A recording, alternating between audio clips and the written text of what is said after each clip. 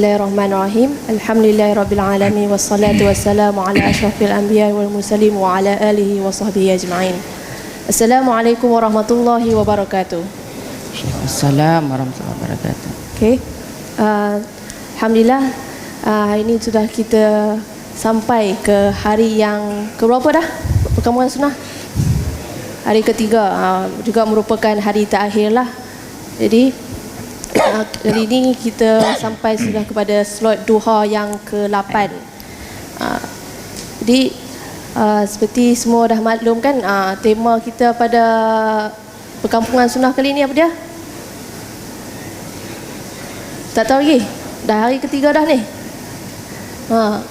Membantras syirik dan menghapuskan khurafat. Jadi kita pun sudah ketahui Allah Subhanahu Wa Taala telah memerintahkan kepada Nabi SAW.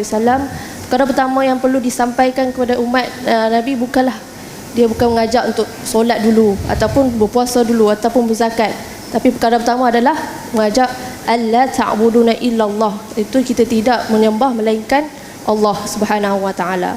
Jadi kita punya akidah yang ialah tauhid, iaitu menyembah Allah Subhanahu Wa Taala. Jadi lawan kepada tauhid ialah dengar. Okey. Jadi lawan kepada tauhid ialah syirik. Jadi kita ni perlulah melawan pada syirik lah, membantras syirik. Syirik ni merupakan dosa besar. Jadi siapa yang masih ingat lagi takrif syirik ni? Semua dah tahu dah kan takrif syirik ni? Dah hari ketiga kan. Pagi tadi pun Dr. Rozaimi pun dah beri syarah tentang apa itu syirik kan. Mungkin kita boleh ingat semula lah apa yang disebutkan oleh Dr. Rozaimi tentang takrif syirik itu, iaitu kita meletakkan, kita mengambil hak Allah tu, lepas tu kita letakkan kepada selain daripada Allah Subhanahu Wa Taala.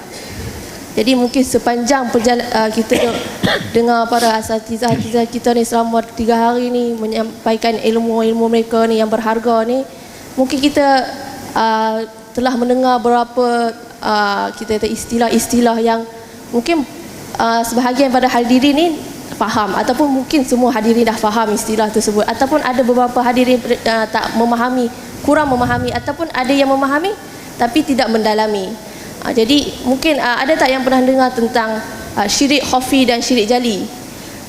Jadi ada, semua dah faham ke apa itu syirik khafi dan syirik jali? Ke ataupun faham macam tu je? Ke ada yang perlukan lagi mendalami lagi maksud syirik khafi dan syirik jali? Mungkin perlu kita nak memahamilah perbezaan antara syirik khafi dan syirik jali tu. Jadi kerana itu pada slot kali ini kita akan membincangkan antara tajuk kita antara syirik khafi dan syirik jali. Okey.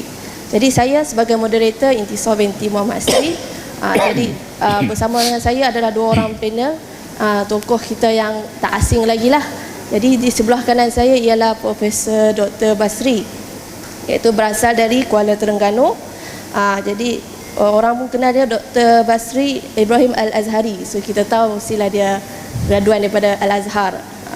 Jadi kemudian dia menyambungkan ijazah sarjananya di Universiti Malaya, kemudian PhD bidang syariah di Universiti Kebangsaan Malaysia. Kemudian beliau merupakan pensyarah di College Universiti Islam Perlis. Beliau juga merupakan ahli jawatan kuasa Fatwa Negeri Perlis. Dan mungkin ramai dah kenali Profesor Dr. Basri ni banyak menghasilkan karya-karya, mungkin hampir 200 buku yang telah dihasilkan oleh beliau. Okey, jadi di sebelah kiri saya pula adalah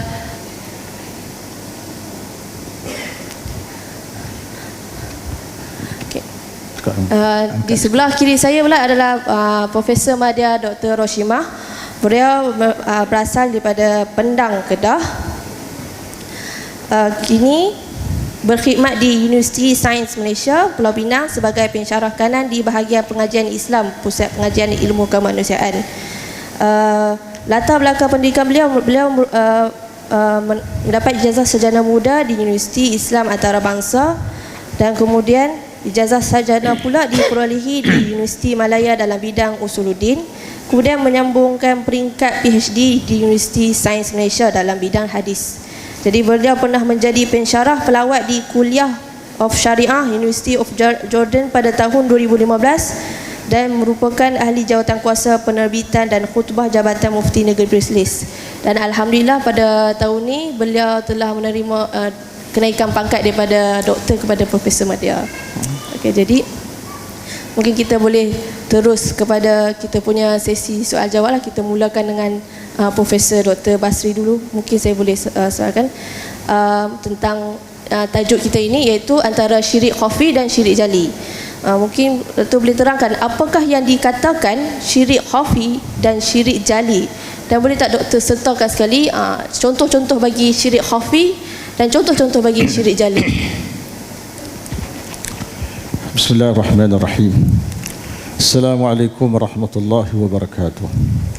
Alhamdulillahilladzi 'allamana bil qalam, 'allamal insana ma lam ya'lam. Asyhadu an la ilaha illallah wahdahu la syarika lah wa asyhadu anna Muhammadan 'abduhu wa rasuluh. Allahumma salli wa sallim wa barik ala Muhammad wa ala alihi wa ashabihi wa man ihtada bi hadihi wastanna bi sunnatihi wa iqtada bi ta'alimihi ila yaumiddin. Amma ba'd. In uridu illa al-islah ma istata'tu wa ma tawfiqi illa billah. Alaihi tawakkaltu wa ilayhi unib wa la hawla wa la quwwata illa billahil aliyyil azim. Terima kasih kepada pengurusi majlis, saudari Intisar, adapun al-ukht Intisar yang juga merupakan anak Datuk Mufti kita lah. Ahli panel yang kedua, Profesor Madya Dr. Hashimah daripada USM, para ulama, para ustaz, para pencinta dakwah, hadirin hadirat muslimat yang dirahmati Allah sekalian. Alhamdulillah, pada pagi ini dalam sesi selepas sesi sebelum ini kita dapat bersua kembali bagi mengupas tentang apa itu dikatakan sebagai syirik jali dan juga syirik khafi. Apa itu disebut sebagai syirik jali dan syirik khafi. Cuma dalam sesi ini agak lain lah, sebab saya didampingi oleh dua orang wanita. Bukan isteri, bukan isteri. Ahli panel. Saya nak cerita tuan-tuan dan sekalian, mana-mana kaum wanita kita yang mempunyai kemampuan dan kepakaran dalam membahaskan sesuatu topik, mereka juga dijemput untuk turut sama menjayakan perkara-perkara sunnah. Jadi kita jemput pagi ini Profesor Madya kita untuk bersama supaya kita boleh melihat pandangan-pandangan yang dikemukakan oleh pakar-pakar kita dari kalangan muslimat, bukan lelaki sajalah. Maknanya kita mengiktiraf kepakaran mereka dalam lapangan ini. Seterusnya saya pergi kepada jawapan tadi. Untuk nak menjawab soalan yang dikemukakan oleh pengurusi tadi, maka saya secukup berpada dengan merujuk pada buku saya sendiri. Sebab saya bawa buku ni, tuan-tuan boleh rujuk dalam buku ni, Aqidah Islam Manhaj Salaf. Siapa yang belum beli, terserahlah nak beli. Bukan suruh beli, terserah nak beli. Mana-mana ada duit. Tapi saya nak sebut dalam buku ni saja pada hari ini supaya kita boleh faham. Pertama sekali tuan-tuan, saya dah sebut di sini ni, secara ringkas dia dimaksudkan sebagai syirik jali dan juga syirik khafi. Syirik jali ini merujuk pada benda-benda yang disembah yang dah dapat dilihat oleh mata kasar dan dipahami oleh orang ramai. Misalnya menyembah Tuhan atau beberapa Tuhan bersama dengan Allah Subhanahu Wa Taala. Sama ada Tuhan tersebut berbentuk bintang seperti matahari dan bulan, atau benda-benda yang tidak bernyawa seperti berhala atau batu atau binatang seperti anak lembu dan lembu, atau manusia seperti Firaun dan seumpamanya. Dalam kalangan raja-raja yang mendakwa memiliki kuasa uluhiyah atau didakwa oleh pendukunnya sebagai mempunyai kuasa uluhiyah selain daripada Allah Subhanahu Wa Taala. Mereka ini dipercayai oleh setengah orang sebagai memiliki kuasa uluhiyah. Begitu juga dengan orang yang menyembah Buddha, Al-Masih Isa bin Maryam, atau makhluk-makhluk gaib seperti jin, syaitan dan juga malaikat. Maka itu termasuk disebut sebagai syirik jali. Merujuk kepada syirik pada sesuatu yang dapat kita lihat dengan mata kasar. Yang kedua disebut syirik khafi, merujuk pada syirik yang tersembunyi dari kebanyakan orang. Misalnya meminta doa daripada orang yang telah mati dan penghuni-penghuni kubur tertentu yang dibina kubah yang besar di atasnya. Orang-orang yang telah mati itu diberi pertolongan dan bantuan bagi melepaskan berbagai kesukaran yang dialami oleh manusia, seperti menyembuhkan orang yang sakit, melepaskan kesusahan, membantu orang yang terdesak dan mengalahkan musuh dalam peperangan yang tidak mampu dilakukan melainkan hanya Allah Subhanahu wa taala sahaja. Maka ini disebut sebagai syirik khafi, tuan-tuan. Jadi syirik khafi ini lebih ringkas kita sebut syirik yang tersembunyi. Kenapa dia tersembunyi? Kerana dia tidak zahir pada orang ramai. Syekh Yusuf Qaradawi saya sebut, tuan-tuan, dalam buku saya ini dia menyebut dua faktor kenapa disebut sebagai syirik khafi. Contohnya, tuan-tuan, permohonan kepada orang yang telah mati. Kita minta sesuatu daripada orang telah mati, dihukumkan oleh Syekh Yusuf Qaradawi sebagai syirik. Dan kita tidak menafikan, tuan-tuan, dalam ulama ada yang menghukumkan sebagai tidak syirik tetapi haram. Antaranya bin Bayah, Syekh bin Bayah, seorang ulama daripada Timur Tengah, yang mengatakan perbuatan itu dia tidak syirik tetapi dia haram. Sama ada tidak syirik tidak haram, tuan-tuan tengok huraian Syekh Yusuf Al-Qaradawi. Dia kata punca tersembunyinya syirik dua faktor. Pertama, orang ramai tidak menamakan berdoa minta sesuatu kepada si mati itu sebagai ibadah. Mereka menganggap ibadah itu hanya dalam bentuk sujud, rukuk dan dalam salat, maka itu baru dinamakan ibadah. Selagi mana belum berlaku perkara tersebut, maka tidak dinamakan sebagai syirik kerana dia bukan ibadah. Sedangkan tuan-tuan majlis sekalian, kita minta dengan orang mati tadi, dia termasuk dalam arti kata nida, sebagaimana saya sebut sebelum ni. Nida maknanya seruang. Seruang ini nau'um minad doa. Seruang itu sejenis doa. Wad doa nau'um minal ibadah. Dan doa itu termasuk dalam sejenis ibadah. Ibadah ad-doa huwal ibadah. Dalam riwayat yang sahih menyebut doa itu sendiri adalah ibadah. Jadi kalau kita minta doa pada sesuatu yang lain daripada Allah Ta'ala, maka munasabah Syekh Yusuf Qaradawi memilih perbuatan itu termasuk dalam syirik. Perbuatan itu termasuk dalam syirik.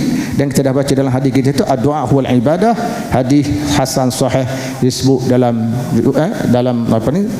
Sunan At-Tirmizi. Yang kedua, kerana orang ramai tidak mengiktikadkan yang kita seru tadi, tuan-tuan, sebagai Tuhan. Mereka kata kita seru orang yang telah mati tadi sekadar kita nak minta supaya roh si mati itu supaya membawa hajat kita bertemu dengan Allah, ataupun supaya roh itu memberi syafaat kepada kita, terutama sekali roh Nabi-Nabi dan roh Nabi kita Muhammad SAW, kerana dikatakan roh itu hidup di akhirat, di alam barzah. Jadi kita kata mereka beristighasah dengan roh Nabi supaya roh tadi boleh berdoa pada Allah untuk beri syafaat kepada kita. Ini termasuk dalam syirik khafi menurut Syekh Yusuf Qaradawi, dan beliau menggunakan dalil di antaranya wa ya'buduna min dunillah ma la yadurruhum wa la yanfa'uhum wa yaquluna haula'i syufa'auna 'indallah qul atunabbi'una Allah bima la ya'lamu fis samawati wa la fil ard subhanahu wa ta'ala amma yusyrikun. Mereka menyembah yang lain daripada Allah, sesuatu yang tidak dapat mendatangkan mudarat kepada mereka dan tidak dapat mendatangkan manfaat kepada mereka. Dan mereka pula berkata, mereka yang kami sembah itu ialah pemberi-pemberi syafaat kepada kami di sisi Allah. Katakanlah wahai Muhammad, adakah kamu hendak memberitahu pada Allah akan apa yang ia tidak mengetahui adanya di langit dan di bumi, padahal Allah Ta'ala mengetahui segala-galanya. Maha suci Allah dan tertinggi keadaannya dari apa yang mereka sekutukan. Surah Yunus ayat 18. Dan termasuk buku ni juga, tuan-tuan, Syekh Yusuf Qaradawi menyatakan antara perkara yang termasuk arti kata syirik khafi, iaitu apabila kita memberikan kuasa kepada makhluk untuk menggobalkan satu hukum yang terang-terang bercanggah dengan hukum Allah, maka perbuatan itu juga termasuk dalam syirik, menyalahi sifat Allah Al-Hakim. Allah Ta'ala itu adalah Tuhan yang maha bijaksana. Tidak mungkin dia akan menurunkan satu hukum untuk kita di mana hukum itu menyebabkan kita susah, kita sukar, dan sebagainya. Hukum Allah itu adil kerana Allah Ta'ala itu Tuhan yang maha adil dan Tuhan yang maha bijaksana. Jadi tuan-tuan majlis sekalian, begitu juga saya bawa buku yang baru-baru ini dibaca oleh Datuk Mufti dalam kuliah maghribnya. Nama dia Fiqhus Salah. Tuan-tuan boleh tengok buku ni, boleh cari di dalam PDF Fiqhus Salah oleh Syekh Yusuf Qaradawi, dan boleh dicari dalam boleh dicari pada halaman 715. Dan pada halaman 715 ini Syekh Yusuf Qaradawi mengemukakan Al-Fatawa Al-Bazadiyah, dan juga beliau mengemukakan pendapat ulama mazhab Hanafi Syekh Sunullah Al-Halabi. semuanya menyatakan bahawa perbuatan meminta daripada orang yang telah mati itu termasuk ada kata syirik. Perbuatan syirik. Namun pada itu tuan-tuan mati sekalian, ada yang mengatakan bahawa perbuatan minta dan orang mati itu tidak syirik, tetapi dia adalah haram. Saya merujuk kepada tulisan yang dibuat oleh Al-Imam Ibn Hajar Al-Haytami, Al-Iman As-Subki dan lain-lain. Ini tokoh-tokoh ulama mazhab Syafi'i yang juga membicarakan benda yang sama. Ibn Hajar Al-Haytami menyebut dalam kitab Az-Zawajir, dia kata perbuatan-perbuatan ini adalah haram. Dia tidak kata syirik, tetapi dia kata boleh membawa kepada syirik. Kebanyakan ahli sufi, terutama Yaman dan Mani, menggunakan pandangan dikemukakan oleh Ibn Hajar Al-Haytami, Iman As-Subki, atau dengan lain perkataan mereka menggunakan pandangan ulama-ulama mutaakhirin Syafi'i bagi mengatakan bolehnya minta sesuatu daripada orang mati, pelepasan, syafaat, berkat dan sebagainya. Perbuatan itu tidak dikatakan sebagai syirik bagi beliau, walaupun dia haram. Ibn Hajar Al-Haytami kata haram, tidak syirik. Jadi tuan-tuan, kita nak tahu saya sebut tadi syirik jali, syirik khafi kan. Jadi minta dengan kubur ni tuan-tuan, minta dengan telah mati, tadi telah dihurai secara lumak oleh imam besar kita. Dia sebenarnya orang minta ni nak minta apa? Kita minta dia pergi kubur si mati. Sebenarnya kita nak apa? Kita nak apa daripada si mati tu? Kita nak syafaat. Itu motifnya. Nak syafaat. Kalau si mati itu tinggi derajat dari si Allah, maka syafaatnya sangat diharapkan. Kalau contohnya si mati itu Nabi SAW. Kita tahu tuan-tuan, Nabi SAW memang hidup di alam barzah, tapi hidup dengan situasi alam itu. Dan hidup itu tidak bermakna kita boleh minta tolong daripada baginda. Seperti mana kita minta tolong sematu baginda masih hidup. Kalau kita boleh minta tolong dengan baginda sewaktu macam baginda masih hidup tuan-tuan, maka tidak ada guna kita jadi imam. Dia tak payah jadi imam besar, imam kecil tak payah. Nak semayang terus kita berimamkan Rasulullah sallallahu alaihi wasallam. Kosongkan tempat imam, iktikadkan dalam hati iman kita adalah Rasulullah sallallahu alaihi wasallam. Sebab dia berada di alam roh, dia dekat dengan Tuhan. Ini satu kejangan. Rosak habis syariat kita tuan-tuan kalau macam tu. Kita tidak perlu lagi mufti. Sebab apa?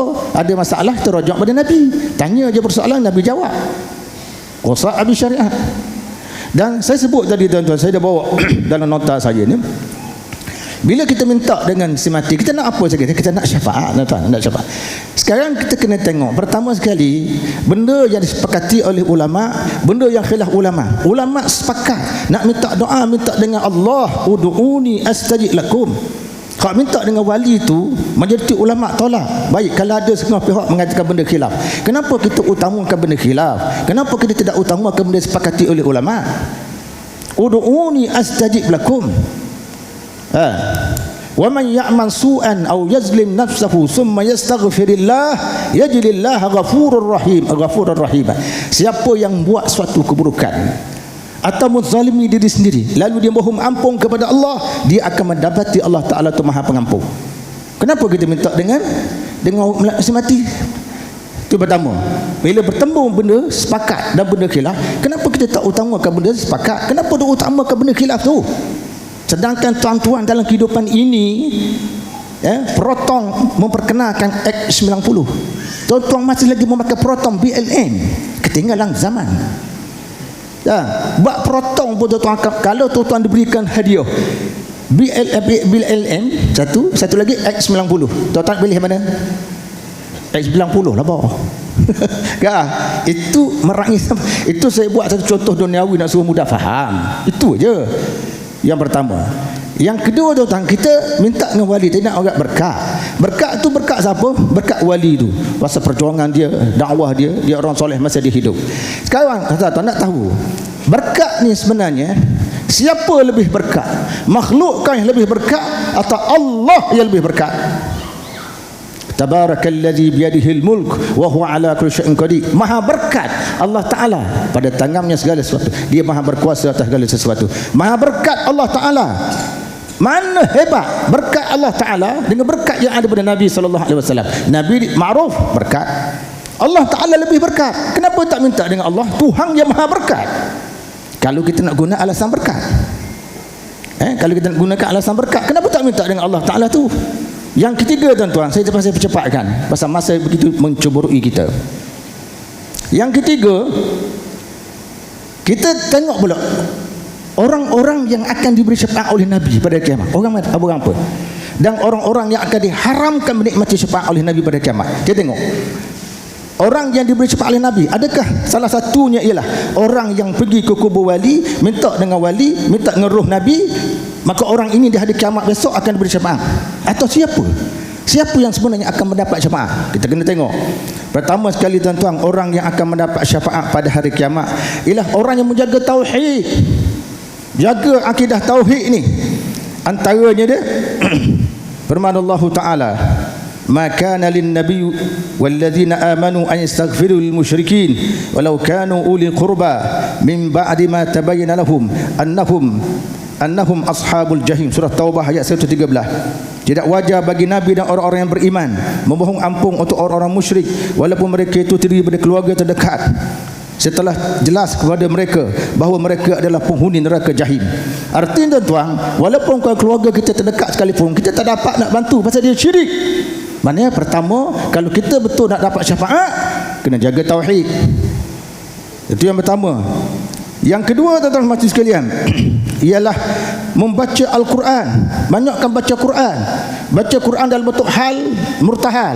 Baca habis 30 juz, baca pula habis 30 juz, baca pula, baca sampai mati. Bukan baca khatam Quran letak atas almari. Ini style Yahudi. Habis baca Quran, khatam Quran buat majlis, lepas tu tinggal. Style Yahudi. Kita baca Quran, habis kita baca lagi sampai kita bertemu dengan Allah Subhanahu. Sebab Quran itu akan beri syafaat pada kita.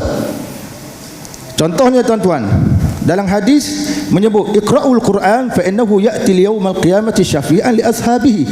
Bacalah Al-Quran kerana ia akan datang pada hari kiamat memberi syafaat kepada orang-orang yang membacanya. Hadis riwayat Muslim. Hujung hadis ni disebut iqra'u az-zahrawain al-baqarah wa surah ali imran fa innahuma ya'tiyan yaumal qiyamah ka'annahuma humamatan. Bacalah surah al-baqarah dan surah ali imran kerana dia akan datang pada kiamat dalam bentuk dua rombongan. Dia kata dua rombongan burung yang berbulu tebal. Tahajani an ashabihimah, dia akan berhujah bagi mempertahankan orang yang membaca. Dia apa? Baca Quran. Terutama sekali baca surah Al-Baqarah, baca surah Ali Imran. Tu yang dapat memberi syafaat pada kita. Quran memberi syafaat pada kita. Yang ketiga tuan-tuan macam berpuasa. Dalam hadis riwayat Ahmad menyebut as-siyam wal Quran yashfa'an al-'abd. Yaqulu as-siyam rabb inni mana'tuhu at-ta'ama wash-sharaba bin-nahar fashaffi'ni fihi wa yaqulu al-Quran rabb mana'tuhu an-nawm bil-laili fashaffi'ni fihi fayashfa'an. Puasa dan Quran akan memberi syafaat kepada seorang hamba.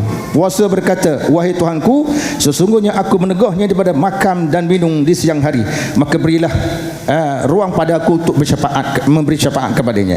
Al-Quran mengatakan, wahai Tuhanku, aku melarangnya tidur pada waktu malam, maka berikanlah ruang padaku untuk beri syafaat kepadanya. Lalu kedua-duanya dibenarkan untuk memberikan syafaat. Maknanya apa ni tuan-tuan? Iaitulah berpuasa, puasa.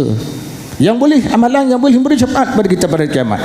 Yang keempat, doa selepas daripada azan. Lepas daripada azan ni, baca doa lah. Allahumma rabb hadhihi da'watin. Riwayat ini adalah riwayat yang sahih, diriwayatkan oleh Muslim. Nabi kata apa? Faman sa'ala lil wasilata halal lahu syafa'ah. Siapa yang berdoa untuk ni supaya aku dianugerahkan dengan wasilah itu, maka halal baginya syafaat. Artinya apa? Baca doa selepas azan. Perkara yang boleh mengundang kepada syafaat Nabi ni. Yang kelima, menetap di Madinah dan meninggal di kota Madinah. Menetap Madinah, meninggal di kota Madinah juga salah satu di antara faktor yang menyebabkan seorang itu akan diberi syafaat. La yasbiru ahadun ala la'wa'iha fayamut illa kuntu lahu syafi'an atau syahida yaumil qiyamah idza kana musliman. Tidak, seseorang itu tidak sabar menghadapi, maknanya seorang itu bersabar menghadapi segala penyakit yang berlaku di kota Madinah, kemudian dia meninggal, malaikat aku akan menjadi pemberi syafaat kepadanya. Artinya Nabi akan beri syafaat pada orang ini kalau dia meninggal di kota Madinah. Yang keenam, apabila ramainya orang-orang yang menunaikan solat jenazah ke atas sesuatu jenazah, tuan. Di antaranya ma min rajulin muslim yamut fayaqumu ala janazati 40 rajulan la yusyrikuna billahi syai'an illa syafa'ahumullah. Ya.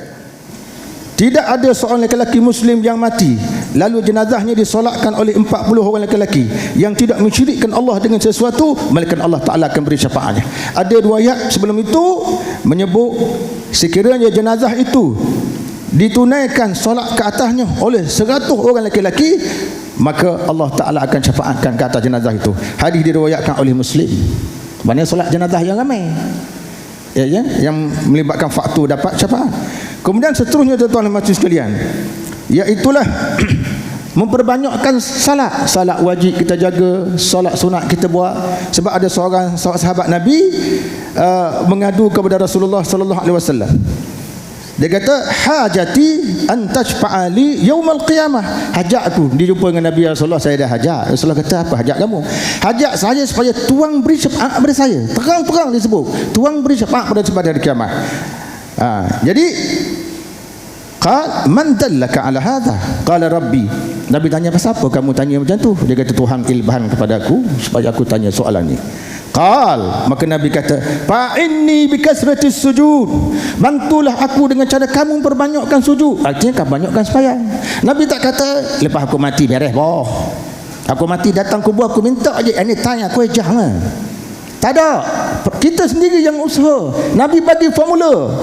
Dan bukan satu jalan mudah, tuan-tuan, untuk kita mendapatkan syafaat Nabi sallallahu alaihi wasallam. Antaranya orang yang anak meninggal, sama ada lelaki atau perempuan yang belum balik, anak dia meninggal. Antaranya meninggal 3 orang anak. 3 orang anak lelaki. Meninggal 3 orang, maka anak itu akan memberi syafaat kepadanya dengan cara memegang tangannya lalu membawa dia masuk ke dalam syurga. Hadis ini disebut oleh An-Nasa'i dan disahihkan oleh Al-Albani.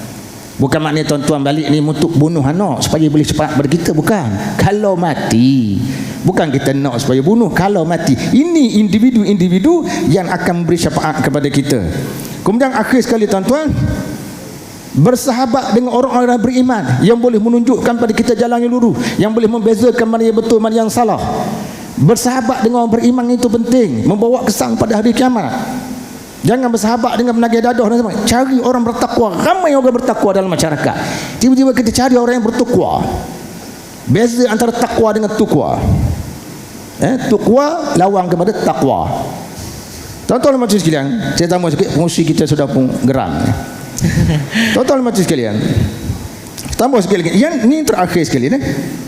Saya nak baca hadis ini. Hadis Abu Sa'id Al-Khudri radhiyallahu anhu, Nabi sallallahu alaihi wasallam qala, "Fama antum bi ashadda li munashadah fil haqq tabayyana lakum minal mu'min yawma idzin lil jabbar wa idza ra'aw annahum qad najaw fi ikhwanihim yaqulu rabbana ikhwanuna kanu yusalluna ma'ana wa yasumuna ma'ana wa ya'maluna ma'ana fayaqulu Allah ta'ala idhhabu faman wajadtum fi qalbihi mithqala dinarin min iman fa akhrijuhu ويحرم الله صورهم على النار فيأتونهم وبعضهم غاب في النار إلى قدمه وإلى أنصاف ساقيه فيخرجون من عرفوا ثم يعودون. Hadis ini panjang, tuan-tuan. Kalau saya baca saja 12 hari 12 malam tak habis hadis ini. Ambil sebahagian saja. Dia kata apa? Hadis ini menceritakan, tuan-tuan, apabila manusia sudah pun selamat menghadapi pembicaraan yang dahsyat pada hari kiamat dan manusia sudah pun menyeberang siratal mustaqim, tiba-tiba ada satu golongan manusia mengadu kepada Allah, manusia yang beriman mengadu kepada Allah. Dia kata apa? Rabbana ikhwanuna kanu yusallun, kami masih ada sahabat-sahabat, mereka di dunia dahulu semayang bersama dengan kami, mereka berpuasa bersama dengan kami, mereka beramal sama-sama dengan kami, tapi mereka ketinggalan. Pada satu kelompok mengadu pada Allah, maka Allah Ta'ala berfirman, izhabu, pergi jumpa mereka. Mereka berada di mana? Dalam neraka. Mereka berada dalam neraka. Izhabu faman wabattum fi qalbi, mana-mana orang yang kamu jumpa dalam neraka itu, yang terdapat di dalam hatinya sebesar zarrah, sebesar dinar iman, keluarkan mereka daripada neraka. Lepas tu mereka pun keluarkan golongan ini. Mereka mengadu pada Allah Ta'ala lah, ada lagi yang masuk neraka. Allah Ta'ala kata pergi lagi, keluarkan mereka. Wa in kana fi qalbihi mithqala habbatin min iman. Hak mana ada sebesar zarah iman, keluarkan mereka daripada neraka. Artinya apa tak? Ini fadilah bila kita bersahabat dengan orang soleh yang boleh bantu. Jadi 9 faktor yang tuan saya sebut ni, inilah yang membolehkan seseorang tu dapat syafaat daripada Allah Ta'ala, daripada Rasulullah, daripada individu-individu tertentu yang diberi keizinan oleh Allah Ta'ala. Ada tak salah satu di antara 9 ni menyebut salah satu cara dapat syafaat ialah pergi ke kubur minta dengan si mati? Ada? Tak ada. 9 hujah dah saya bagi tuan-tuan. Inilah supaya kita faham apa itu dikatakan sebagai syirik jali dan apa itu disebut sebagai syirik khafi. Dan saya mohon maaf kepada pengurusi pasal ambil masa sikit. Wallahu a'lam. Wassalamualaikum warahmatullahi wabarakatuh. Terima kasih Profesor Dr. Basri atas penerangan yang jelas. Jadi sekarang semua dah tahu dah kan apa maksud syirik khafi dan syirik jali. Jadi dah diberikan banyak option, kenapa pergi ambil option yang tak ada pun dalam dalil dalam Quran Sunnah kan.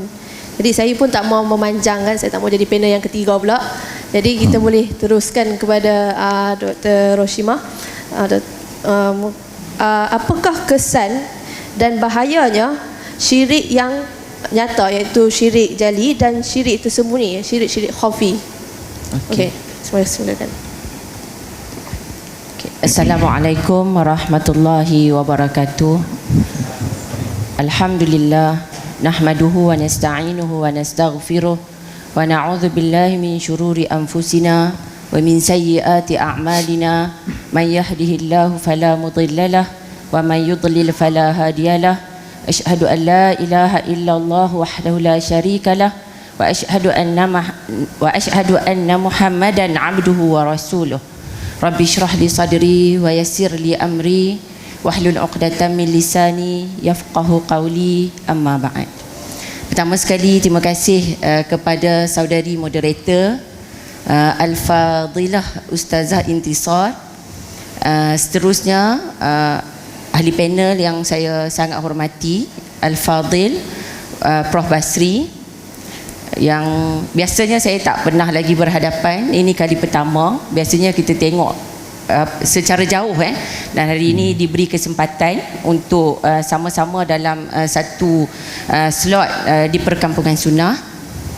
Seterusnya barisan urus setia Perkampungan Sunnah siri yang ke-8, termasuk juga urus setia Masjid Alwi. Seterusnya hadirin dan hadirat yang dirahmati oleh Allah Subhanahu Wa Taala, sama ada yang berada di hadapan saya, alhamdulillah hari ini ramai, dan sama ada juga yang turut mengikuti perkongsian pada pagi ini secara maya. Jadi berbalik kepada soalan yang diajukan oleh saudari moderator, apakah kesan dan bahaya syirik yang jelas, syirik jali dan juga syirik yang tersembunyi, iaitu syirik khafi. Kalau ikut soalan yang diajukan oleh saudari Intisar, kalau lupa nak sebut tadi, kalau dulu masa tahun 13 tahun 10 tahun sebelum ni, kalau saya jumpa kat USM masa tu kecil lagi, sekarang ni dah jadi remaja, dah anak darah sunti, dan hari ini berpeluang menjadi moderator. Dan alhamdulillah insya-Allah sama-sama kita mengambil manfaat daripada sesi perkongsian pada pagi ini. Jadi dalam konteks bahaya dan juga kesan syirik, sama ada yang syirik secara jelas ataupun syirik yang secara tersembunyi, apa yang disebut oleh Prof Basri tadi. Dan biasanya kalau dalam konteks syirik jali ataupun syirik yang jelas tadi, kita memang faham kita sebagai orang Islam, kita memang tidak menyembah berhala ataupun mana-mana sembahan dalam bentuk patung ataupun dalam bentuk dewa yang jelas. Yang ni kita tak buat, dan kita yakin sebab apa perkara ni, syirik ni kita tak lakukan. Sebab apa? Sudah dimaklumi syirik yang jelas ini boleh membatalkan akidah dan boleh mengeluarkan seseorang itu daripada Islam. Jadi dalam konteks syirik yang jali ni memang kita jaga, memang kita hati-hati, kita cuba elak. Dan even kalau kita naik kereta lah katakan, kita lalu dekat kuil ke, ada orang dia jaga, dia nampak patung ke tokong ke, dia rasa dia tak mau tengok pun sebab dia nak jaga aspek ni. Dan ada orang juga yang dia hanya faham syirik yang jali ni sahaja yang boleh membatalkan akidah. Dan pada hakikatnya seperti mana yang dijelaskan oleh Prof Basri, syirik ni ada dua kategori, syirik yang jelas dan syirik yang tersembunyi. Dan Prof pun dah hurai dengan panjang, cuma saya nak fokus kepada satu lagi kesan dan bahaya daripada syirik yang tersembunyi, iaitu yang disebut sebagai, kita kaitkan, saya fokus kepada aspek riak. Yang ni juga termasuk dalam kategori syirik yang tersembunyi, iaitu syirik khafi. Jadi kalau kita sebut tentang riak lawannya ialah ikhlas. Jadi kita kena buat sesuatu amalan tu ikhlas kerana Allah. Jadi maksud riak kat sini, riak ini maksudnya kita buat suatu amalan supaya orang lihat dan orang puji kita. Ini dimaksudkan dengan riak. Sebab itu Ibn Hajar mentakrifkan riak sebagai memperlihatkan amalan yang kita buat dengan niat apa? Dengan niat supaya orang puji, orang tengok dan akhirnya orang puji. Jadi saya nak kongsikan juga di sini dalam konteks bahaya syirik yang tidak nampak ini, sebuah hadis yang disebut dalam Sahih Muslim. Hadis riwayat oleh Abu Hurairah radhiyallahu anhu, hadis qudsi. Hadis yang berbunyi, qala Rasulullah sallallahu alaihi wasallam, qala Allah tabaraka wa taala, ana aghna syuraka 'ani syirki man 'amila 'amalan asyraka fihi ma'i ghairi taraktuhu wa syirkahu. Jadi hadis ini apa maksudnya? Nabi SAW bersabda, Allah Subhanahu Wa Taala berfirman, aku sama sekali tidak perlu kepada sekutu dalam perbuatan syirik. Dan sesiapa yang melakukan sesuatu amalan dengan mensyirikkan aku dengan sesuatu selain daripada aku, maka aku tinggalkan dia dan juga perbuatan syiriknya. Jadi hadis ini menurut Al-Imam An-Nawawi memberi maksud bahawa sesuatu amalan yang kita lakukan secara riak adalah batil. Dan bukan hanya itu, amalan yang kita lakukan secara riak, kita tidak mendapat sebarang pahala. Dan lebih daripada itu, kita juga akan mendapat dosa. Ini apa yang disebut oleh Al-Imam An-Nawawi. Berikutnya saya nak kongsi juga pandangan oleh Al-Qadhi Iyad berkenaan dengan maksud hadis ini. Hadis ini membawa makna seakan-akan Allah Subhanahu Wa Taala hendak menyebut, aku menolak amalannya. Jadi amalan yang kita buat dalam keadaan timbulnya perasaan riya, Allah tolak, tidak mendapat sebarang pahala. Dan beliau menyebut bahawa sifat riya itu tanda buruknya amalan. Dan saya juga nak sebut pandangan Syekh Abdul Muhsin Al-Abbad. Beliau menyebut amalan yang dilakukan secara riya tidak ada nilai langsung, tidak bernilai dan akan ditolak oleh Allah Subhanahu Wa Taala. Saya juga nak kongsikan pandangan Syekh Al-Utsaimin, ada menyebut tentang riya ini. Kalaulah kita buat apa-apa ibadat, sama ada solat, sama ada kita solat, zakat atau apa-apa ibadat lain, kita buat tu kerana Allah dan juga bukan kerana Allah. Jadi kalaulah kata kita buat tu memanglah kita solat, kita tahu Allah yang suruh kita solat, Tetapi dalam pada kita solat, di situ terselit juga kita nak ada elemen riak kat situ supaya orang tengok. Supaya apa yang disebut kat sini oleh Syekh Al-Utsaimin, supaya orang lihat, Masya Allah, dia ni rajinnya solat, banyaknya dia solat sunat. Tetapi walaupun banyak solat, jumlah solat dia, tapi tidak ada nilai baginya solat tersebut, dan Allah tidak terima walaupun dia panjangkan sujudnya, walaupun dia panjangkan qiyamnya dan sebagainya. Allah tak terima. Kenapa Allah tak terima? Sebab dia sekutukan Allah dengan manusia. Dan begitu juga kalau dia sedekah, dia sedekah kepada orang miskin, sampai orang kata kat dia, Masya Allah, dermawannya dia, sampai habis harta dia. Tetapi sedekah dia Allah tak terima, sebab Allah tidak perlukan sekutu dalam amalan. Ini saya nak sebut, saya nak highlight ini bahaya amalan kita yang kita buat. Dahlah amalan kita ni tak, orang kata tak banyak mana. Kemudian kita nak buat amalan pun kita rasa berat. Dan kita buat amalan dalam situasi tidak ikhlas kerana Allah Subhanahu Wa Taala dan kerana orang. Jadi maksudnya ini adalah nanti perkara ini adalah satu yang sia-sia. Di akhirat nanti kita termasuk dalam kategori orang yang rugi, ya. Kemudian saya nak kongsi juga sebuah hadis lain dalam Musnad Ahmad. Hadisnya hasan, hadis yang bermaksud, saya tak baca matan dia sebab takut ambil masa yang panjang. Hadis yang bermaksud, Nabi SAW bersabda, perkara yang paling aku takut terjadi kepada kalian adalah syirik yang kecil. Para sahabat bertanya, apakah itu wahai Rasulullah syirik yang kecil itu? Rasulullah SAW menjawab, itu adalah riak.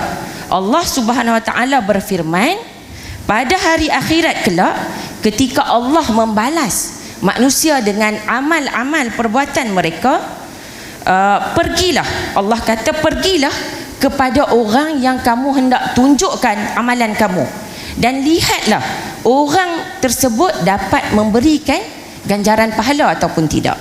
Jadi dalam hal ini Syekh Al-Utsaimin menyebut, manusia yang lakukan ibadat, tak kiralah puasa, tak kiralah zakat, sedekah dan sebagainya, kerana semata-mata kerana manusia, min ajlin nas, amalan dia akan terbatal, akan sia-sia. Dan sebab itulah Ibn Al-Mulaqin ada menyebut juga, nanti pada hari akhirat Allah akan minta kita pergi kepada orang yang kita nak tunjukkan amalan tu. Jadi maksudnya amalan kita akan ditayang pada hari akhirat nanti. Dan elemen riak inilah yang Nabi sebut dalam hadis Nabi, yang Nabi sangat khawatir setiap orang daripada kita, apa yang disebut oleh Syekhul Islam Ibn Taymiyah, hampir tidak ada seorang Muslim yang dia terselamat daripada perbuatan ni, tak kiralah siapa. Maksudnya kita susah, kita kena mujahadah betul-betul untuk kita buat satu amalan ikhlas kerana Allah. Dan saya nak kongsi juga yang terakhir, yang kesan daripada syirik yang kecil ini yang ada kaitan dengan riak. Dia hadis dia panjang, ya, yang disebut dalam Sahih Muslim, hadis oleh Abu Hurairah, juga yang diletakkan di dalam bab sesiapa yang berjihad dan disebabkan oleh riak dan sum'ah, dia memang layak masuk ke dalam neraka. Dia hadis dia panjang. Hadis ini memberi maksud antara orang awal yang akan diadili pada hari akhirat nanti ialah orang yang berjihad pada jalan Allah dan dia mati syahid. Dan kemudian beliau akan dibawa ke hadapan Allah, akan ditunjukkan nikmat-nikmat Allah, dan lelaki itu akan mengaku. Dan kemudian Allah Subhanahu Wa Taala akan bertanya, apakah yang engkau lakukan dengannya? Dan lelaki itu menjawab, aku telah berperang di jalanmu sehingga aku mati syahid. Dan Allah menjawab, engkau bohong. Sebaliknya, engkau berperang agar engkau dipanggil pahlawan. Sesungguhnya engkau telah dipanggil di dunia dengan gelaran tersebut. Kemudian lelaki itu diarahkan untuk diseret dengan wajahnya di atas muka bumi, kemudian dilemparkan ke dalam api neraka. Ini orang yang mati syahid. Kita pun kalau tengok orang mati syahid, kita kata Masya Allah. Ini perbuatan soleh yang menurut pandangan kita, orang itu dia tidak akan dimasukkan ke dalam neraka. Ini menurut pandangan kita. Dan kategori yang kedua, apa yang disebut, yang ni pun kita lah, khususnya para asatizah, yang selalunya kita kena ambil pengajaran daripada hadis ini. Golongan yang kedua, seorang lelaki yang dia belajar ilmu, dia bukan hanya belajar, dia juga mengajar, dan dia juga membaca Al-Quran, dan kemudian dia dibawa ke hadapan Allah Subhanahu Wa Taala. Berlaku situasi yang sama macam lelaki pertama yang diadili itu. Kemudian Allah tanya, lelaki itu menjawab, aku mempelajari ilmu, aku mengajar ilmu, dan aku membaca Al-Quran keranamu, kerana Allah. Dan Allah menjawab, engkau bohong. Sebaliknya, engkau menuntut ilmu untuk dipanggil orang alim, dan engkau membaca Al-Quran untuk dipanggil sebagai qari. Dan akibatnya sama, di dunia dipanggil dengan gelaran tersebut, dan akhirnya dilemparkan ke dalam api neraka. Dan giliran yang terakhir, seorang lelaki yang Allah bagi kat dia rezeki yang sangat luas, dan dia berikan harta dia.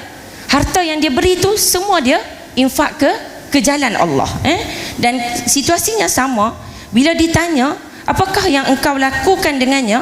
Lelaki itu menjawab, tidak aku tinggalkan sikit pun pada jalan yang mana engkau suka untuk harta dibelanjakan padanya, melainkan aku belanjakan hartaku itu pada jalanmu.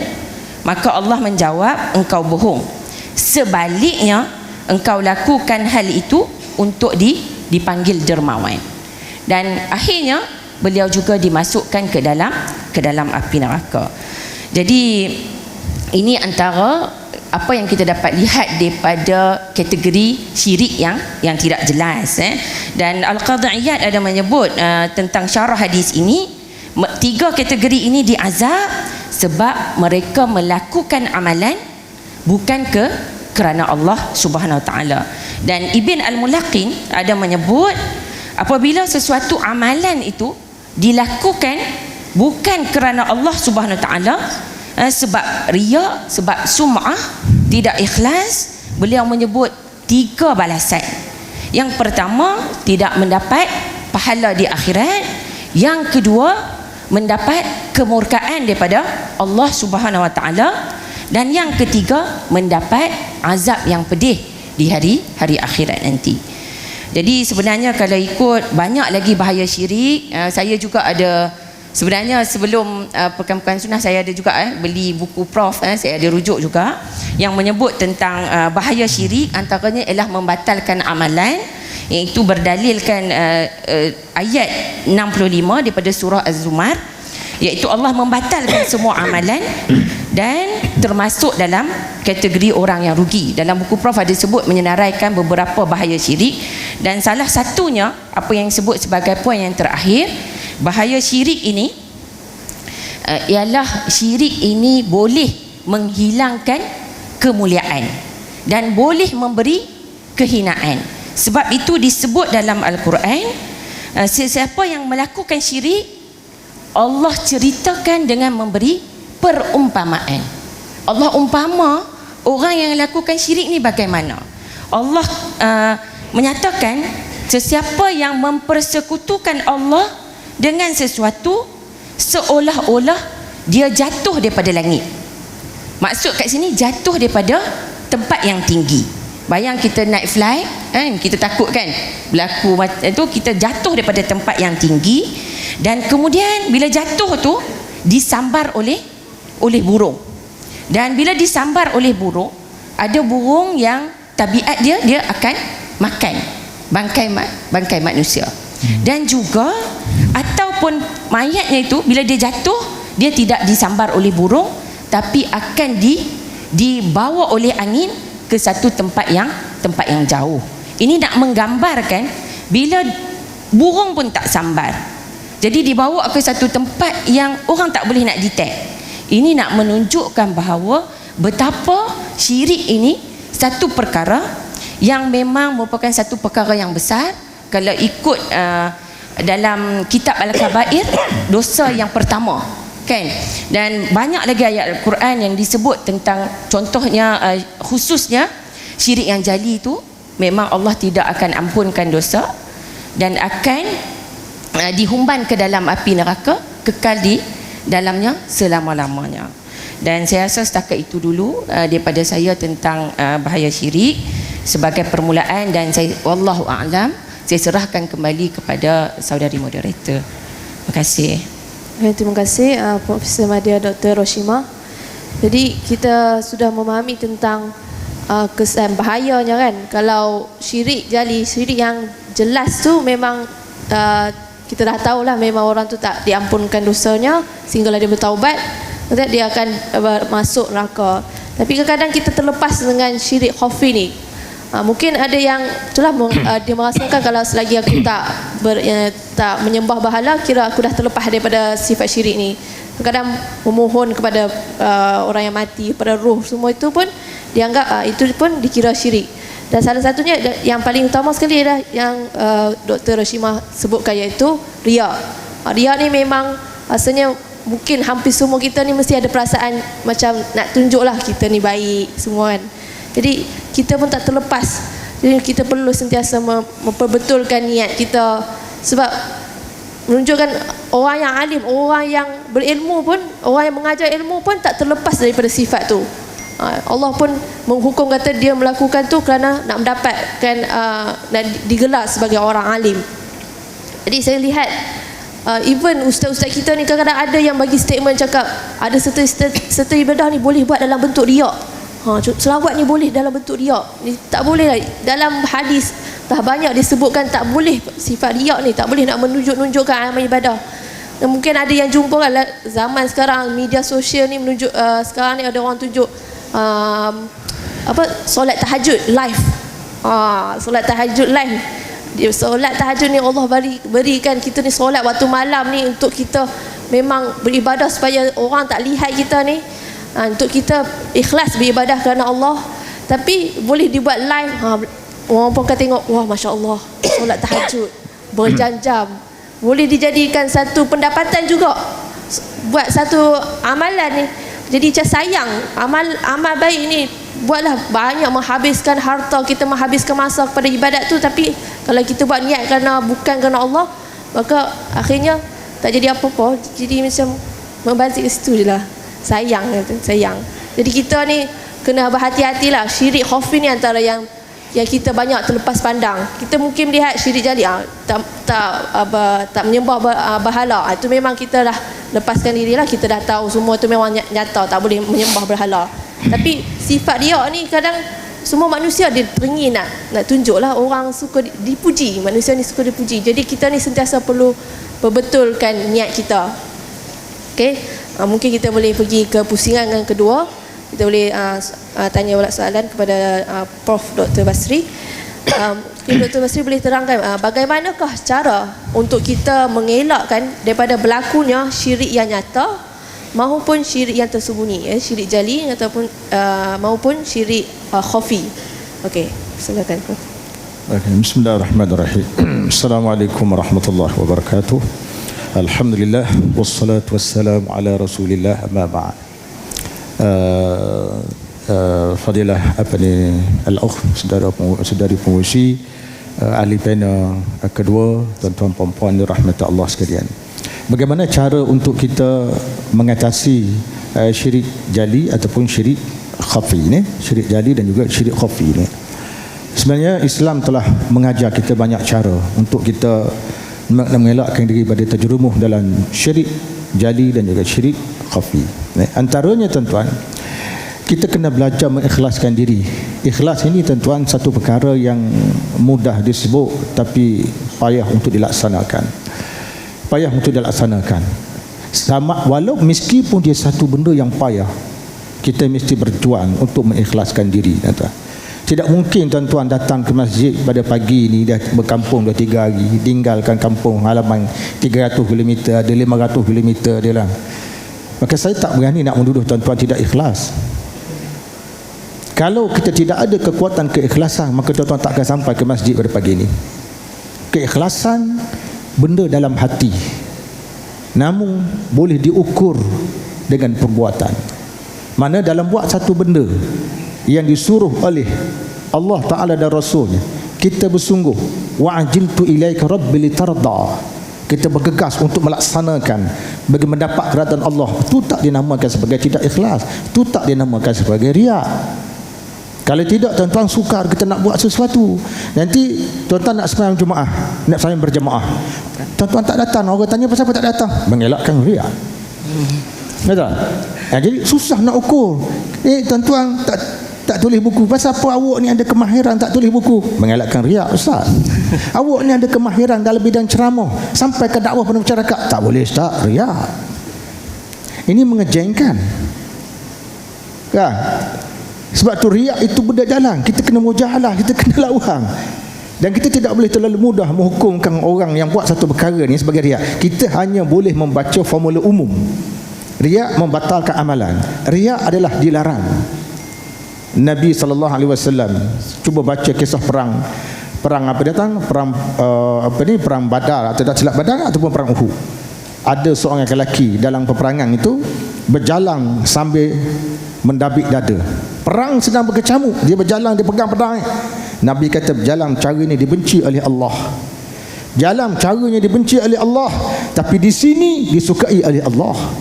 Maknanya tentera tuan-tuan di medan perang, takkanlah tuan-tuan nak perang king gini ya, musuh pun tak tengok, kenapa ni? Mengelakkan riak. Contoh tak boleh begitu kan, mesti tegahlah tunjuk kehandalan kita dalam bermain senjata. Kalau kita sniper tuan-tuan memang pantas kita tembak kena musuh kan. Ni tidak, tembak ala kadar dia kening katah kening. Pasal apa? Mengelakkan riak. Tak adalah. Sebab teriak tu kena beza antara formula umum dengan praktikal. Ya, ada tempat yang boleh kita teriak. Yang kedua tuan-tuan, Syekh Muhammad Az-Zuhaili menyebut dalam kitab Al-Mu'tamad dalam babus salat, dia kata kita nak didik anak kita sembahyang subuh tuan-tuan. Anak kita ni memang kaki pemalas peringkat kebangsaan, dia tak nak sembahyang subuh. Tuan-tuan gerak-gerak dia, ataupun suami, ada suami-suami tuan-tuan bagus suami tu, tapi dia masalah tak sembahyang subuh, dia lambat. Ya, jadi isteri gerak-gerak dia, isteri tarik kaki si kepala, putus kepala contohnya. Isteri terik, baru dia pun bangun ambil asman dia sembahyang. Jadi dia malas. Boleh tak kita kata orang ini dia sembahyang kerana riak? Sebab isteri dia gerak lah, maka dia sembahyang kan? Tidak tuan-tuan, inilah dia panggil proses untuk kita membina keikhlasan. Kebanyakan bermula daripada tidak ikhlas. Keikhlasan kita sebenarnya bermula daripada tidak ikhlas. Daripada tidak ikhlas menjadi ikhlas, daripada menjadi ikhlas kepada lebih ikhlas, daripada lebih ikhlas menjadi paling ikhlas. Maka membina keikhlasan itu memerlukan perjuangan. Jangan tuan-tuan ngelok nak ngelokkan daripada riak. Contohnya, saya tak nak pergi sembahyang Jumaat berjamaah, saya tak nak pergi ke masjid contohnya lah, saya tak nak masuk universiti. Pasal apa? Semua tu riak belaka. Mana boleh begitu tuan? Kena buat dulu, lepas tu kita mujahadah lah, kita lawan lah, lawan. Ya, contoh tuan-tuan, disebut dalam kitab Talbisu Iblis oleh Ibnu Jauzi, ada seorang lelaki mengekori seorang perempuan. Perempuan tu pergi beli barang di pasar, pakai purdah, matanya cantik. Lelaki tu ikut ke belakang. Dia balik ke rumah, lelaki tu ikut lagi sampai rumah. Perempuan tu tanya dia, apa pasal awak ikut saya? Oh, saya tengok mata awak cantik, lawa cantik. Perempuan tu kata, sabar kejap, nanti saya masuk dalam. Dia pun balik, masuk dalam bilik dia, dia colek mata dia. Dia letak atas bekas, atas pinggang, beri pada lelaki tu. Tak kejut lelaki tu, mata. Apa tuan-tuan nak faham cerita ni? Dikemukakan oleh Ibnu Jauzi. Ada mengatakan kisah dekat dengan Hasan Basri. Bukan saya, Hasan Basri lah. Kisah ni dekat dengan Hasan Basri. Tuan-tuan, Hasan Basri seorang yang soleh daripada awal. Dia bukan seorang lelaki-lelaki fasik kemudian dia bertaubat. Mana ada gitu? Cerita tu tak betul. Hasan Basri bermula dari seorang soleh mereka awal lagi. bukan dia bertemu dengan Rabbah Adawiyah menyedarkan dia, maka dia menjadi orang saleh. Tak betul. Kisah tadi nak cerita apa tuan-tuan? Ibnu Jauzi kritik kisah tu. Orang perempuan, kalau kita nak membendung sifat riak, bukan caranya kita colek mata. Nak bendung kemungkaran bukan cara kita colek mata. Sekarang ni orang lelaki ikut kita. Cuba tuan-tuan bayang dunia moden hari ni, orang lelaki jalan ikut kita. Kita bertanya, "Pasal apa ikut saya?" Mata puang lawa lah. Sekejap ni, sekejap. Kita pun colek mata dia. Ana ambil mata. Orang tahu mata saya lawa. Itu bukan cara mujahadah melawan nafsu. Kalau tidak, habis rakyat Malaysia buta. Sebab itu Aisyah radhiyallahu anha, dia bertemu dengan laki-laki dan perempuan zamannya, zaman selepas Nabi SAW wafat, bertemu laki-laki perempuan bercakap. Aisyah tak menganggap benda huduh-huduh. Aisyah kata, "Ya haza ittaqillah." Wahai tuan-tuan sekalian, takutlah pada Allah. Dia cakap gitulah. Itu cara mujahadah. Tak ada dia tanya, "Awak ni siapa? Suami isteri ke tidak?" Ada. Itu cara nak meditasi. Bukan cara kita nak menghapuskan riak itu tuan-tuan dengan cara kita tak hadir sembahyang. Ya. Macam orang tak nak kahwin, tak nak kahwin. Kita tanya pasal apa tak nak kahwin? Kahwin ni masalah. Isteri cakap banyak. Ya, kadang-kadang dia masak tak masak. Belanja kena sedia, malah aku. Yalah, aku hidup bersendirian, happy. Kita nak lari bertanggungjawab datang. Kita tak nak kahwin. Sedangkan perbezaan orang yang solat sudah kahwin dengan tidak kahwin berbeza. Dari segi tanggungjawab. Yang ni takbir, yang tu takbir Allahu Akbar, belum kahwin. Yang ni Allahu Akbar, sudah kahwin.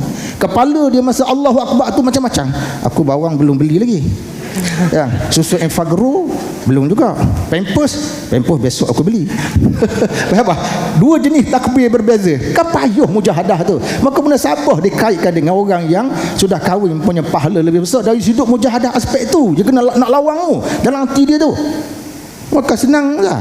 Itu dipanggil pertama, bina keikhlas. Tidak ada manusia ikhlas 100%, tapi kita belajar ikhlas tuan-tuan. Kerana Nabi menyatakan keikhlasan itu boleh dicapai. Keikhlasan boleh belajar ikhlas. Satu lagi dalam hadis Bukhari sebut, "Ajiballah min qaumin yadkhuluna jannah fis salasil." Wa fi riwayat, ini satu riwayat kata, "Ajiballah li qaumin yuqaduna ila jannah bis salasil." Allah Ta'ala merasa pelik apabila pada hari kiamat nanti ada satu kaum diheret ke syurga dengan rantai. Ada kata Allah Ta'ala merasa pelik apabila satu kaum masuk syurga dengan rantai. Apakah benda nak cerita? Masuk syurga dengan cara dirantai. Ada ulama mentafsirkan hadis ini, dia kata ada orang-orang bukan Islam, tentera-tentera bukan Islam, ditawang oleh orang Islam dalam perang, dirantai oleh tentera Islam, dibawa ke negara Islam. Dia tertarik dengan Islam, ikhlas memang tak ada dah, dia syirik pada Allah. Masuk negara Islam, tengok Islam, tertarik dengan Islam, akhirnya beriman, mati. Orang ini digambarkan masuk ke dalam surga dengan rantai-rantai. Macam kita tuan-tuan, belum-belum kita hantar mak kita lah ke masjid, kita tak pergi pun, kita hantar mak kita pasal mak kita nak pergi dengar ceramah, kita tak nak hantar. Hari ni hantar, lama-lama terbuka hati nak dengar sikit dah, dengar, sedap pula kan. Mula-mula duduk kat belakang, lepas tu duduk kat tengah, lepas tu duduk depan, lepas tu duduk depan sekali. Penceramah duduk belakang tu. Sebagai contoh, menarik tu termasuk juga. Itu cara tuan-tuan kita mujahadah. Itu dia panggil mujahadah. Itu yang pertama, dia panggil bina keikhlasan.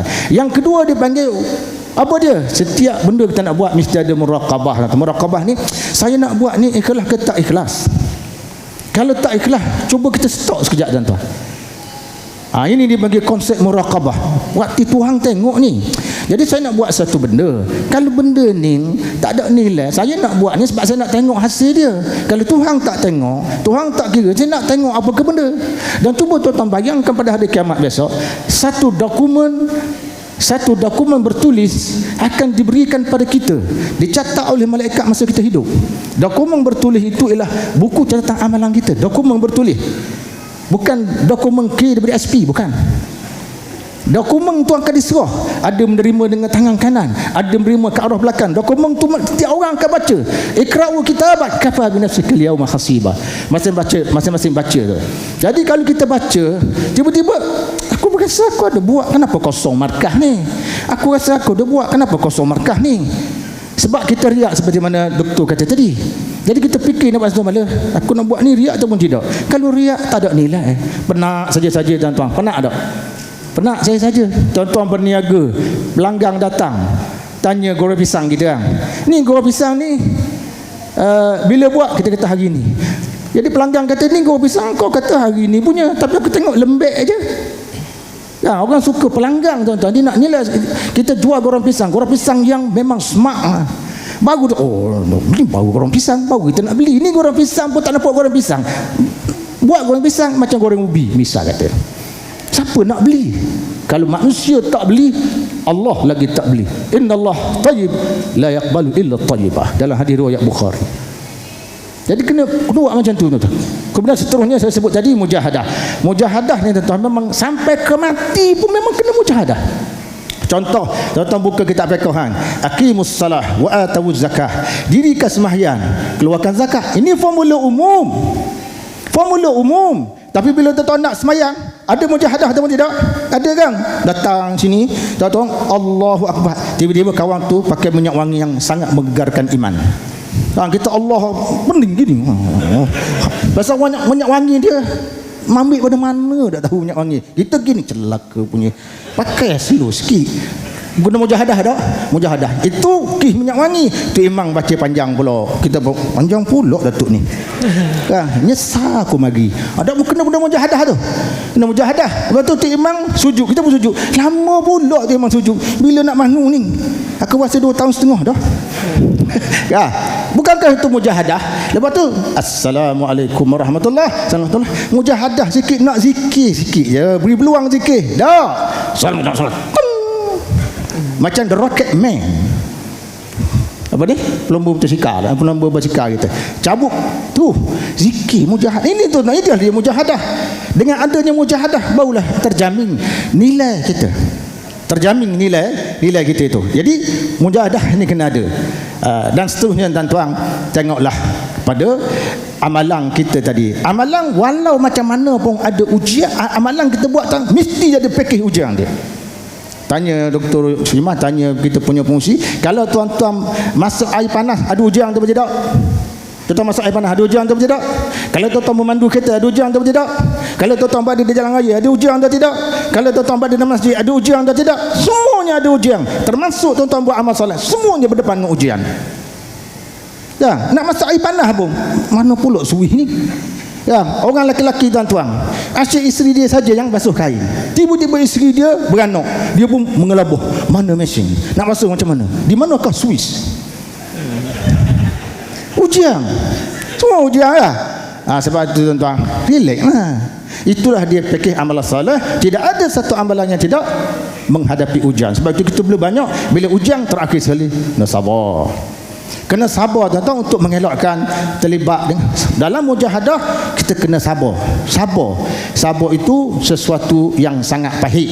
Sabar tuan-tuan, satu benda yang sangat pahit, tetapi akhirnya dia sesuatu yang sangat manis, dunia dan juga akhirat. Jadi sekadar itulah urusan saya. Maaf kena ambil masa sikit. Aqulu qauli hadza wa astaghfirullahal azim li wa lakum. Wassalamualaikum warahmatullahi wabarakatuh. Waalaikumsalam. Terima kasih Prof. Dr. Basri. Jadi kita pun sudah faham kan cara untuk mengelakkan ni. Satu adalah dari segi riak ni, kita perlu bina dululah keikhlasan kita tu kan. Lama-lama nanti kita akan rasa lah yang kita buat semua ni semua lillahi ta'ala.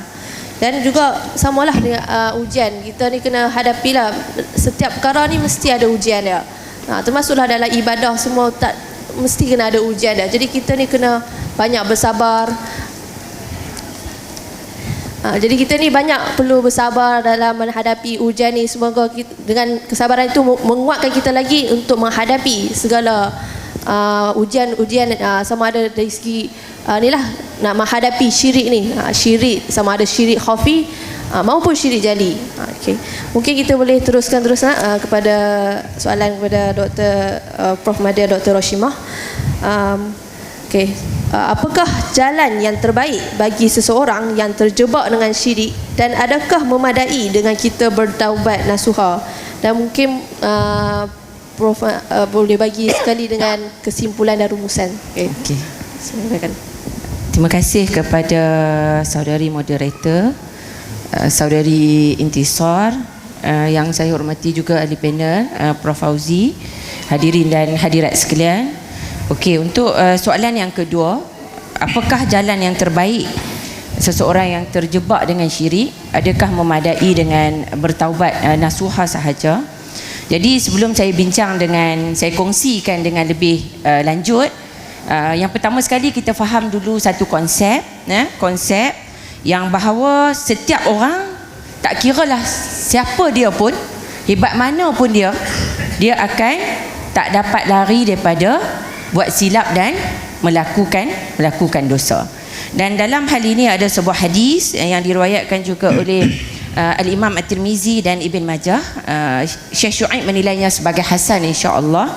Hadis riwayat Anas yang berbunyi, qala Rasulullah sallallahu alaihi wasallam, kullu bani Adam khata'un wa khairul khata'ina at-tawwabun. Kebanyakan daripada kita sudah ada yang hafal hadis ini. Hadis yang bermaksud setiap anak Adam melakukan kesilapan. Dan dalam kitab syarah disebut kadang-kadang khata'un tu melazimi buat dosa dan susah nak tinggalkan dosa. Dan dalam hal ini berkaitan dengan hadis ini, At-Tibi menyebut semua anak Adam buat dosa. Dan As-San'ani dalam kitab At-Tanwir menyebut anak Adam apabila buat dosa, dia ada beza. Bila buat silap, kita kembali kepada Allah. Kembali kepada Allah dengan cara apa? Dengan cara bertaubat kepada Allah Subhanahu Wa Taala.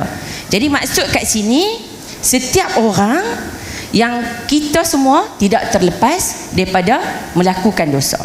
Walaupun macam mana orang tu pun kita kata dia memiliki ketakwaan yang tinggi ke, ataupun orang yang fasik ke, paling kurang sekali-sekala mesti dia akan tidak terlepas daripada nak melakukan dosa.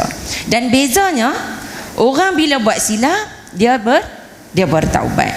Dan As-San'ani menyebut, orang kalau dia buat silap, dia tidak bertaubat, tidak ada kebaikan baginya.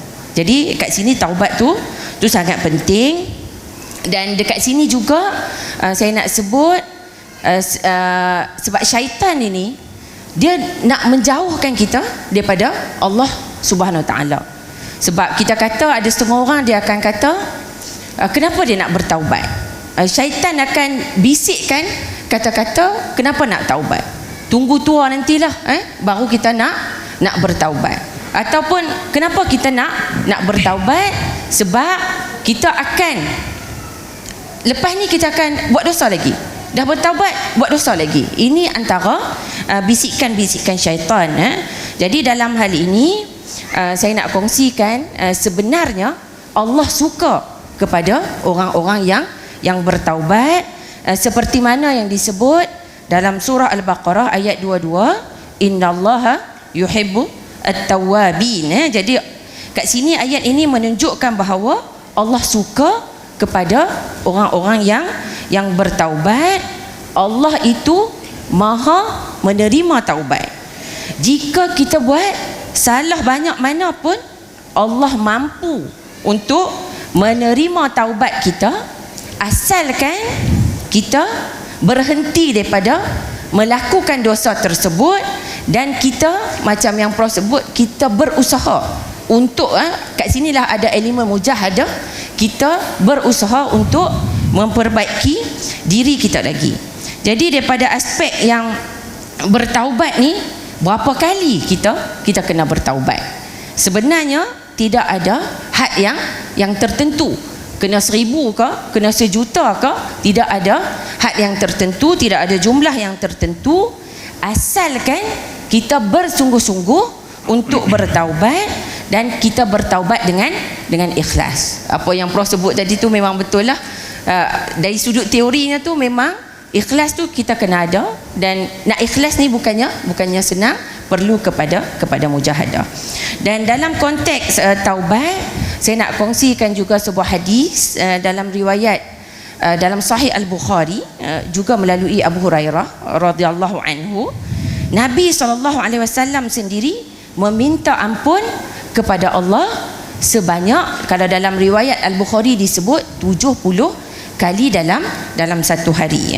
Ini dapat kita lihat dalam hadis yang berbunyi, wallahi inni la astaghfirullah wa atubu ilaihi kulla yaumin 70 marratan. Jadi di sini menunjukkan bahawa Nabi SAW sendiri beristighfar kepada Allah dalam satu hari itu sebanyak 70 kali. Dan dalam hadis yang lain, dalam riwayat Muslim, disebut bahawa Nabi suruh kita semua minta ampun, minta keampunan, beristighfar kepada Allah. Dan jumlah dalam hadis ini disebut sebanyak 100 kali. Hadis ini berbunyi, ya ayyuhan nas tubu ila rabbakum fa inni atubu ilaihi fil yaumi mi'ah marrah, 100 kali. Jadi dalam hadis ini disebut Nabi sendiri beristighfar kepada Allah dalam riwayat Al-Bukhari 70 kali, dalam riwayat Muslim sebanyak 100 kali. Dan kalau kita lihat sebenarnya orang yang apabila dia bertaubat, yang selalu melazimi taubat, kebiasaannya dia akan timbul dalam hati dia. Bila kita bertaubat dengan ikhlas, kita akan rasa kita seorang yang banyak melakukan dosa. Dosa kita ni terlalu banyak. Dan bila kita sedar kita ni banyak melakukan dosa, kita akan rasa betapa kita ni seorang yang macam mana kedudukan kita di sisi Allah. Adakah Allah akan terima amalan kita? Dan kita tak akan rasa sombong, kita akan rasa kerdilnya diri kita di mata Allah Subhanahu Wa Taala.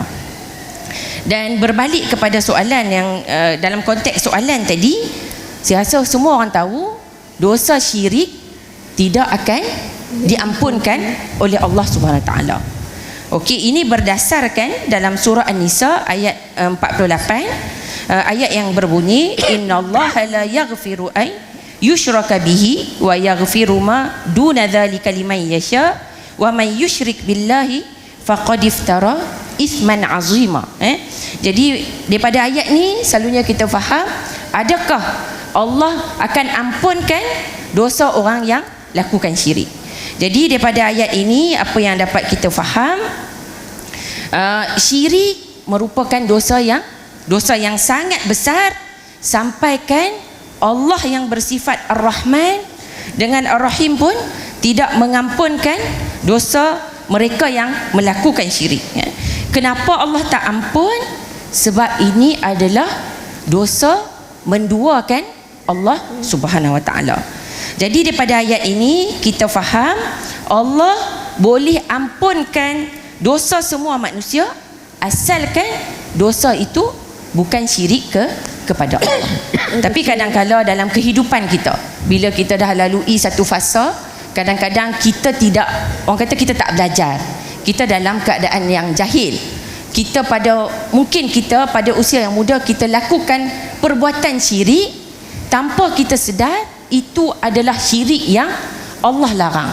Jadi kat sini saya nak ringkaskan, ada satu ayat Al-Quran dalam surah Az-Zumar, ayat yang yang ulama tafsir sebut yang memberi harapan kepada orang yang melakukan dosa dia banyak, iaitu ayat yang berbunyi, yang bermaksud, wahai Muhammad, wahai hamba-Ku yang telah melampaui batas terhadap diri mereka sendiri, janganlah berputus asa dari rahmat Allah.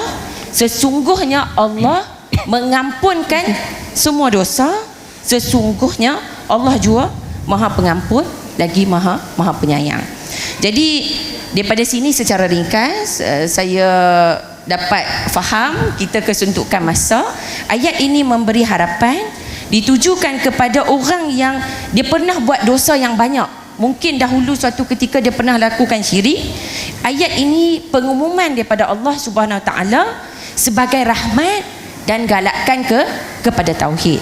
Tapi ayat ini bukanlah memberi maksud kita tak minta ampun kepada Allah, Allah akan ampunkan. Kita kena berdoa kepada Allah agar Allah ampunkan dosa kita. Dan bukan sekadar kita minta ampun sahaja, tapi kita kena kembali kepada Allah Subhanahu Wa Taala. Kita tinggalkan perbuatan kita, kita murnikan balik dalam konteks syirik, kita murnikan balik tauhid kita. Kita memperbaharui tauhid kita dalam erti kata kita tidak lagi mempersekutukan Allah dengan sesuatu dalam amalan kita. Dan sebagai rumusan, apa yang saya dapat kongsikan sebenarnya banyak. Saya rumuskan kat sini sebagai rumusan daripada perbincangan kita, apa yang disebut oleh Prof Basri juga kat sini. Kadang-kadang dalam aspek lain, dalam aspek fiqh, semua kita sangat tekankan tentang aspek hukum, tapi kadang-kadang kita terlepas pandang bahawa tauhid inilah yang kita kena pastikan. Tauhid kita adalah tauhid yang tulus, tanpa menduakan Allah Subhanahu Wa Taala. Kita mentauhidkan Allah dengan tidak sekutukan Allah dengan sesuatu yang lain, sama ada dalam kepercayaan kita, dalam amalan kita, dan juga dalam percakapan kita. Dan kita bergantung sepenuhnya kepada Allah Subhanahu Wa Taala dalam konteks, maksudnya dalam konteks apa yang Allah Subhanahu Wa Taala sahaja yang mampu berikan, daripada sudut manfaat kepada kita, daripada sudut menjauhkan mudarat yang kita tak nak menimpa kita. Sebab kalau kita tengok, even orang yang ada asas agama pun kadang-kadang dia ada tampal ayat Al-Quran dan sebagainya. Yang ini kita kena pegang dengan kuat bahawa hanya Allah lah sahaja yang mempunyai kuasa. Dan terakhir sekali, apa yang saya dapat rumuskan, sama-samalah kita sentiasa memohon keampunan kepada Allah Subhanahu Wa Taala di atas semua dosa-dosa kita yang kita lakukan, khususnya termasuklah dosa syirik yang kita lakukan tanpa kita sedar. Dan mintalah ampun semasa kita hidup di dunia ini lagi, dan jangan tunggu di akhirat nanti barulah kita nak minta ampun kepada Allah Subhanahu Wa Taala. Pada masa itu di akhirat nanti taubat kita sudah lagi tidak diterima oleh Allah Subhanahu Wa Taala. Setakat itu saja daripada saya. Wallahu a'lam. Aqulu qauli hadza astaghfirullah li wa lakum. Saya serahkan balik kepada saudari moderator. Okey, terima kasih kepada Profesor Madya Dr. Roshima. Memandangkan kita pun dah sampai dah terlajak banyak masa dah. Okey, jadi Dr. Roshima pun telah memberikan rumusan semua, jadi mungkin kita boleh tutup slot kali ini dengan aku qauli hadza. Assalamualaikum warahmatullahi wabarakatuh. Assalamualaikum warahmatullahi wabarakatuh.